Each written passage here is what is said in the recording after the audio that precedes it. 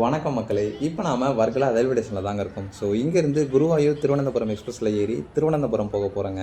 So actually பார்த்தீங்கன்னா நம்ம வர்கலாலேருந்து திருவனந்தபுரத்துக்கு பஸ்ஸில் தான் போகலான்னு பிளான் வச்சுருந்தோம். ஸோ வர்கலாலேருந்து திருவனந்தபுரத்துக்கு டேரக்ட் பஸ் இல்லை அப்படின்னு சொல்லிட்டாங்க. ஸோ அதனால் ட்ரெயினில் போகலாம் அப்படின்னு சொல்லி பிளான் பண்ணி ட்ரெயினில் கிளம்பிட்டோங்க.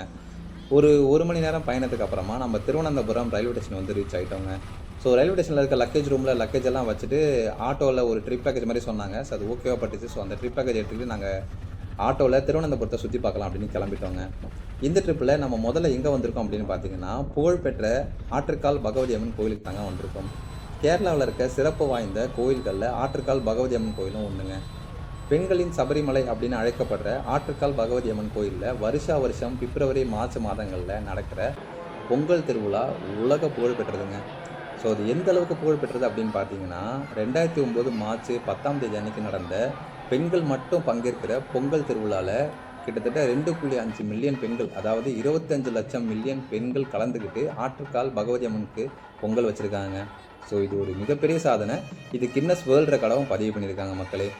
கேரளாவோட தலைநகரான திருவனந்தபுரமில் அமைஞ்சிருக்க சக்தி வாய்ந்த ஆற்றுக்கால் பகவதி அம்மன் கோயிலுக்கு லைஃப்பில் ஒரு முறையாவது போயிட்டு வந்துருங்க மக்களே. இங்கேருந்து அடுத்து நம்ம எங்கே போகிறோன்றதை நான் அடுத்த வீடியோவில் பார்க்கலாம்.